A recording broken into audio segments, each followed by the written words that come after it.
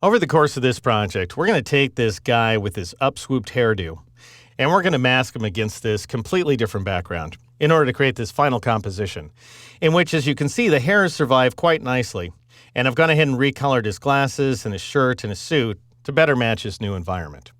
So we'll start off inside this image, and in this movie, we're going to go ahead and establish a base layer mask using the most capable of the automated selection tools, which is the color range command.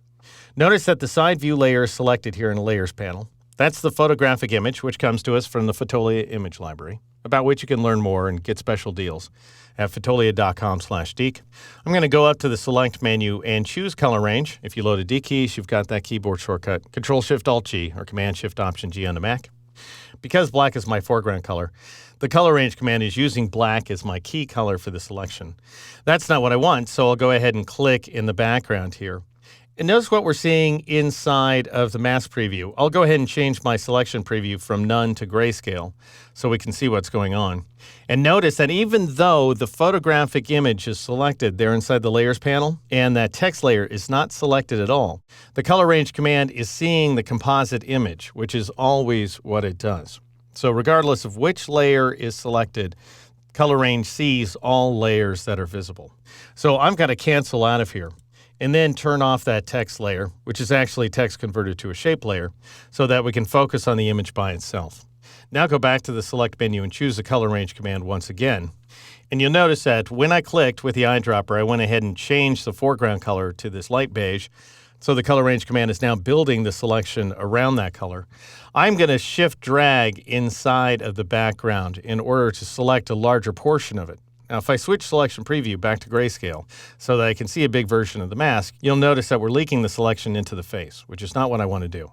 So I'm going to reduce that fuzziness value by clicking inside of it and then pressing Shift down arrow 3 times, in fact, assuming that we start with the default fuzziness value of 40, in order to reduce that fuzziness value to 10. Now, that's going to give us a very sharp edge selection, but we'll be able to mitigate that harshness using Refine Edge in the very next movie. So I'm going to shift-click inside this little detail there to select it, and this looks like we've selected more or less as much of the background as we want to. If we go any farther out into the perimeter, for example, if I shift-click out here, we'd run the risk of selecting more colors inside the model's face.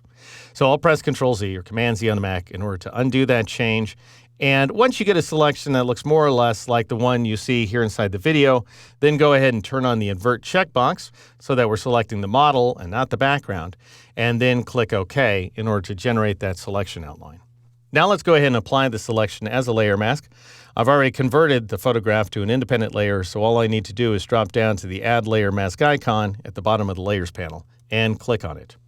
All right, now let's modify that layer mask. Make it at least roughly accurate by Alt-clicking or Option-clicking on the layer mask thumbnail here inside the Layers panel so that we can view the layer mask independently of the image. And then I'll press Control-0 or Command-0 on the Mac to zoom out so that I can see all the way to the edges. And as you can see here, I've got the rectangular marquee tool selected. But because of the shape of the selection in the background is more or less elliptical, I'm going to press Shift-M to switch to the elliptical marquee tool. And then I think I'll zoom out a click here. And I'll go ahead and select like so around the model. And I'm using the spacebar to adjust the position of the ellipse. Notice that I've completely contained the guy inside the ellipse. Now I'll go up to the Select menu and choose the Inverse command or press Control-Shift-I, Command-Shift-I on the Mac to select the area outside that ellipse. And in my case, the background color is black. If it isn't that way for you, just go ahead and tap the D key and then press Control-Backspace or Command-Delete to fill that area with black. All right, now I'll press Control-D or Command-D on the Mac to deselect the image, and I'll go ahead and zoom in as well. I need to do some additional cleanup, so I'll switch to the Brush tool, which you can get by pressing the B key. Right-click inside the image and just make sure your hardness value is cranked up to 100%.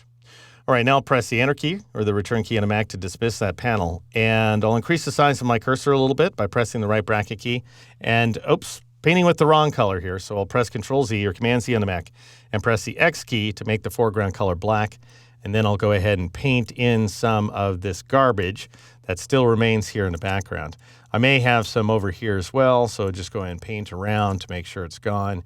And if you want to test your background, what you can do is you can switch from the Quick Selection tool to the Magic Wand tool, then press the Enter key in order to highlight the tolerance value, change it to 0, and turn off anti-alias, and then go ahead and click in the background to see the good stuff versus the bad stuff. So in my case, I can see that I've got all the black pixels selected, and I have a smattering of very dark gray pixels in front of the guy's face. So you know what? I'll just press Control-D, Command-D on the Mac to deselect the image, and I'll press Control-L or Command-L on the Mac to bring up the levels dialog box, and I'm going to crank this black point value pretty high. Let's say I take it up to 110, for example, in order to hopefully wipe all that stuff out. And then I'll click OK.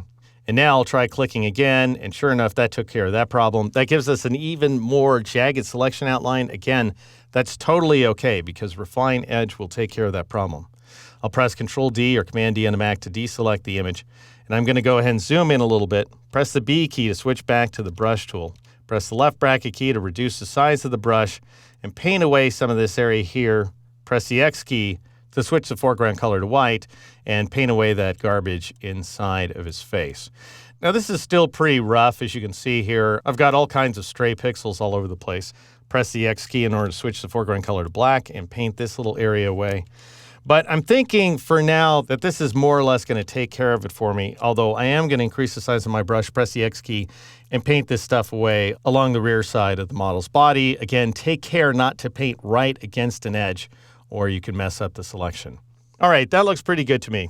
This will serve as a base layer mask. I'll Alt-click or Option-click on that layer mask thumbnail again in order to see the masked version of the photograph.